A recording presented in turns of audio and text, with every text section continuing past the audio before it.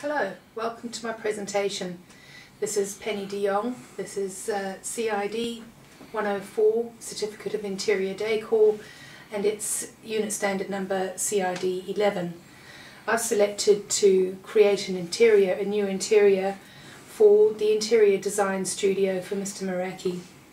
To start with, I'd like to show you the new floor plan that I've devised for this project. To start with, the windows and sliding doors along this side of the building I have removed. There are two reasons for this.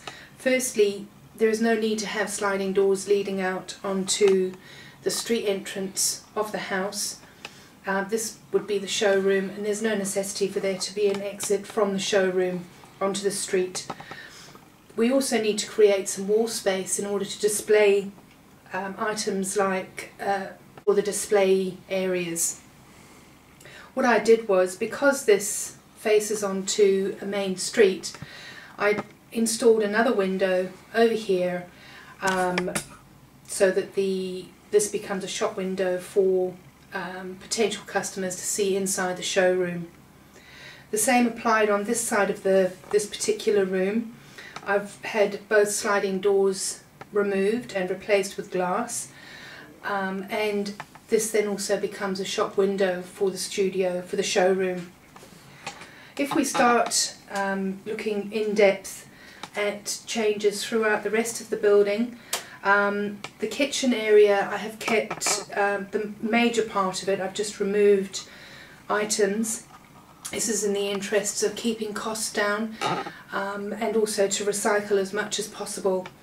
The sink, the oven, hob unit and the extractor fan have all been reserved and have been put into the new kitchen. There's been a doorway created through here into the what is now an office and consultation room, and in this room the existing built-in wardrobe has been removed. In the showroom area, the steps leading down into the entrance hall have been removed, and a ramp has been installed to make the showroom accessible to wheelchairs. In what has become the new kitchen and laundry area, the built-in cupboards have been removed, and a door has been installed in the entrance to the private quarters. In the new bedroom area, the second bathroom has been taken out altogether and the bedroom has been extended. The wardrobe has been taken out on this side, and that's pretty much it for the changes to the floor plan, the structural changes. So now to the design, and I'll start off with the entrance to the premises. I've started off with a wrought iron door. And as you can see, it's quite elaborate and it's very much in keeping with an Art Deco theme. The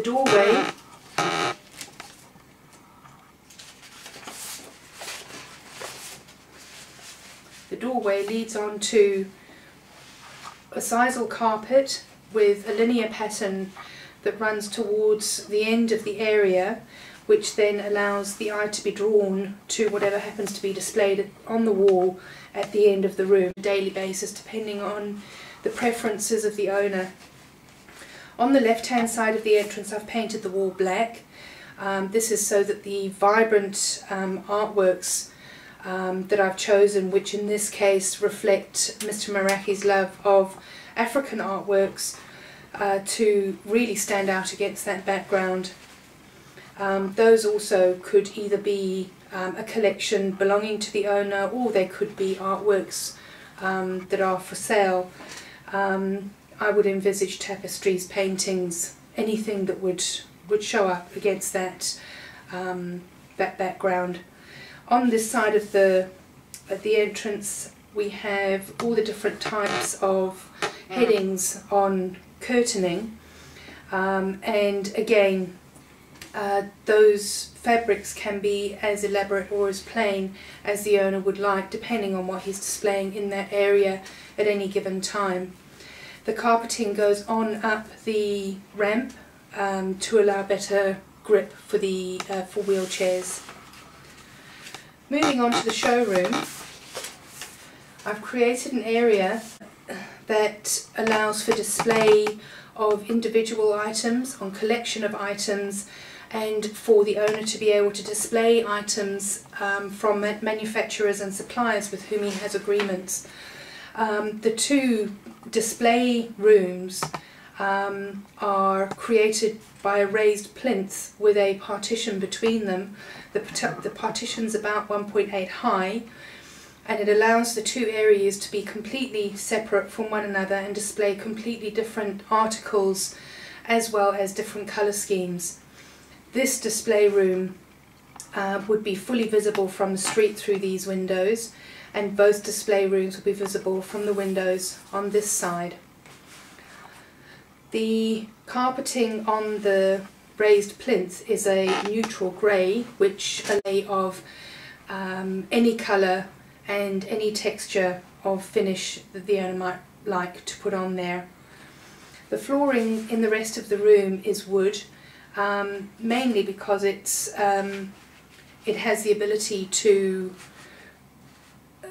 provide a background for any other type of flooring. So it's a wonderful background to display rugs and carpeting. These areas here I've created for the suspension of a wrought iron bar, which would be a perfect area to then display other items of furniture, perhaps an arrangement of large pots, or a special chair and side table, really anything that the owner would like to display. This area here is metal poles that have been suspended from the ceiling, on which are hanging the sample books of fabrics. So there's a lovely display, lots of colour, lots of different textures in this area. Along here I've allowed for 3 sliding boards on which the owner can display tiles, carpets, pretty much anything that can be attached to the boards, and allows for the display to be changed on a regular basis. All around the rest of the room there are areas where there is space for display boards, as can be seen on the elevations. For example, next to the hanging fabric samples, there's a space for a board, fork rails for example. In the kitchen area we have a display board with paint samples. Moving on to the what used to be the kitchen area, this has now been created, turned into an area for customers to sit and browse through catalogues and books to compare paint samples or fabric samples, and I would envisage there being a computer terminal there with programs specific to the interior design field. On this wall over here there's a large display shelving area for cushions, again to give that splash of colour, lots of different types of fabric and designs. So a very interesting area. Along this side of the room, it's all floor-to-ceiling windows, and what I've created there is samples of blinds on each of the windows, which still allow for plenty of light to come into the showroom, but for customers to be able to see what a blind would actually look like up against the window. But it doesn't block the view from outside of the display rooms. Also within the showroom area there are display shelving units along the walls. There isn't a lot of wall space open, so wherever there is wall space open I've allowed an area for the display. Those could be used for displaying bric-a-brac, ceramics, vases, clocks, anything really. Moving on now to the next room, which is the office and consultation room.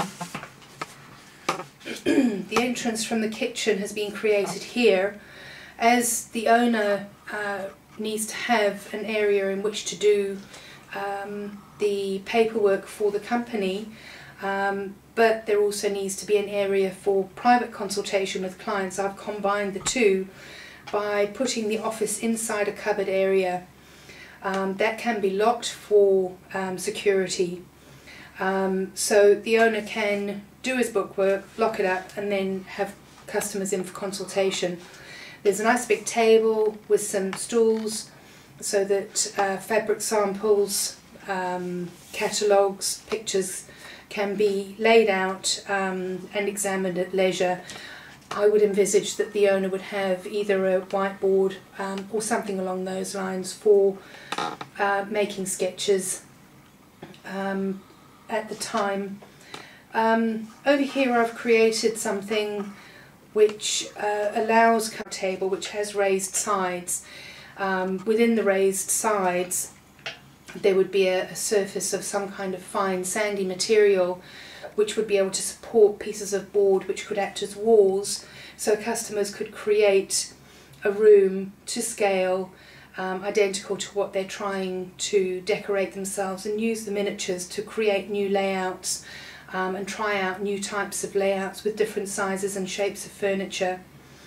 On this side of the room I've created a wall of sample paint effects for customers to see and feel. It's very difficult to see a picture of a paint effect in a magazine and get a real feel for how it would look on the wall. This then gives an opportunity for a customer to see what it looks like, the actual paint effect finish. On this wall I would suggest that Mr. Maraki get framed some of his before and after pictures of various interior design commissions that he's completed. Although they would provide interest in the room and provide a point of reference for the customers, they are only there's not enough of a distraction in those portfolios to prevent customer from being able to concentrate on what they're trying to achieve themselves. The rest of the room is I've left it pretty neutral to give customers a chance to be able to focus on what they're doing rather than on their surroundings. Moving on into the kitchen area. The kitchen is very compact, but everything is in it. As I mentioned before, I took the appliances and the sinkware from the previous kitchen and moved it into this kitchen. It saves money, but it's also important to think about conservation and recycling. The kitchen cabinetry is all very well fitted and kitted out with everything that he could possibly need. The flooring is a vinyl, and I've taken the same idea of the wood look from the showroom into this room, and that linear pattern makes the room look that little bit longer and draws the eye towards the window where there's a beautiful cedarwood blind. The table is a full-size dining table, but it's made of glass, so it doesn't appear to take up as much space as possibly a heavy wooden table would. The chairs are a really beautiful modern design, but also again with a bit of an Art Deco flair to them, which I thought he might quite enjoy. There's also a couple of other quite fun touches like this clock that I've included in the kitchen. The laundry is contained within the cupboards here. It's a fully equipped laundry with washing machine, tumble dryer, a laundry tub and a cabinet for holding the detergents and for folding clothing. It's fully self-contained, fully operational, and the blind serves a double feature in that it not only provides privacy, because this window does of course face onto the driveway, but as the sun moves around during the course of the day, it'll add a very interesting pattern of light and dark stripes over the kitchen as a whole. And now we move on to the bedroom and the ensuite bathroom. Now, as stated in the brief, Mr. Marecki's very much a lover of Art Deco era. So, as you can see from the picture that I've applied to the front of this presentation board, I've decided to focus the Art Deco theme on the private quarters. To start with, we'll have a look at the bedroom area. In the main bedroom is this beautiful, rich, heavy fabric, and I've used the same fabric on the bedspread. The fabric at the back of this is a sheer fabric, so that allows for privacy, but also it has a shininess to it. So as the sun shines through this fabric, it would add a golden reflection, adding to the opulence of the general feel of the fabric. The headboard fabric is this beautiful velvety black and white fabric, beautiful texture, and it echoes the fabric on the chairs that I've selected for the room. These are reminiscent of a William Morris chair. They're not actually a recliner, but they have that general shape and without the arms.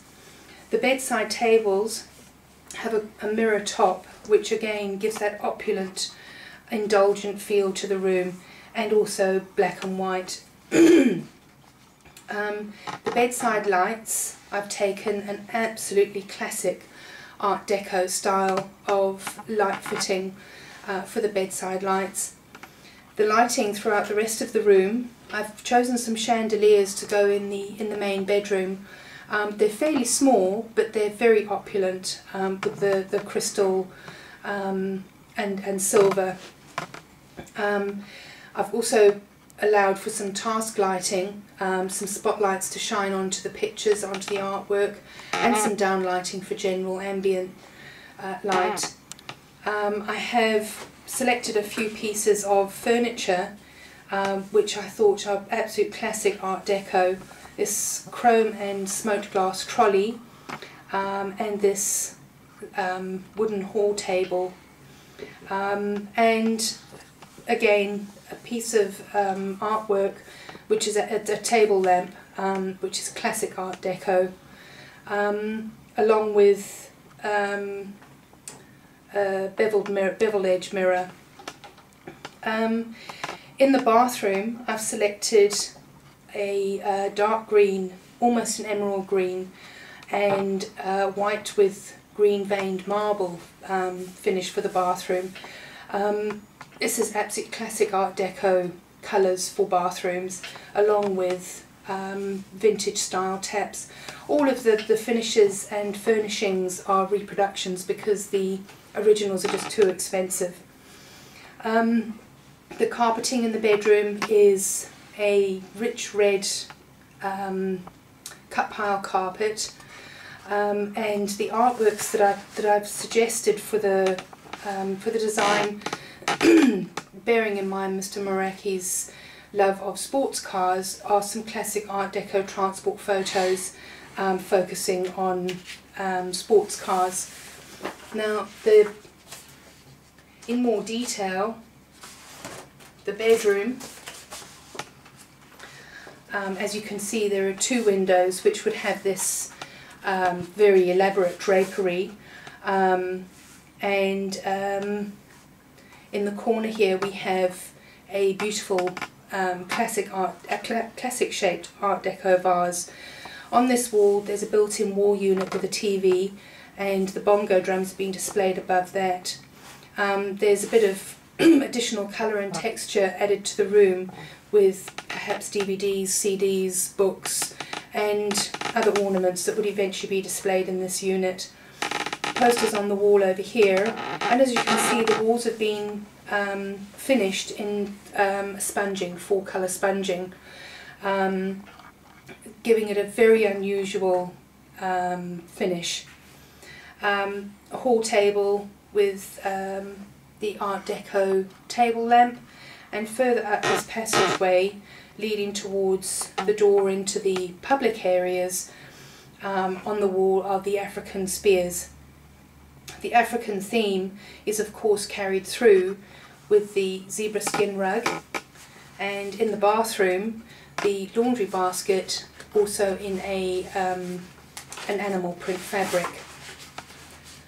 I've chosen to take out the wardrobe and to replace it with, behind the headboard we have a shelving area and an area for hanging clothes, and against the wall here some open shelves.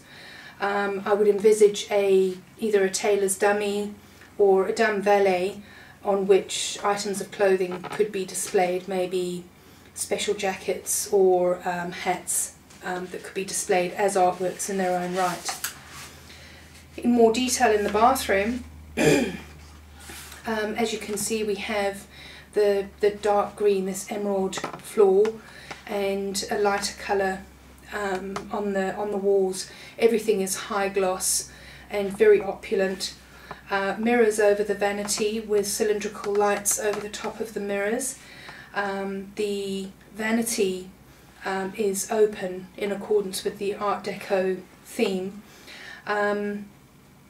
The shower area is black and white tiled to delineate the shower area, and on either end of the shower, it's a double shower, there's this pattern of light and dark green tiles. All the fittings are in keeping with the Art Deco era. This wall has a stained glass window. It's a double glazed window, so on the outside, because this window faces onto the driveway, it has to be it has to provide privacy, so it is stippled on the outside. On the inside of the double glazing unit is this green glass, and in the centre of the green glass is this stained glass image of the classic Art Deco vase shape, multicoloured, and as the sun shines through this window and through this stained glass, so it will add huge interest, really opulent and beautiful colour patterns in the rest of the bathroom.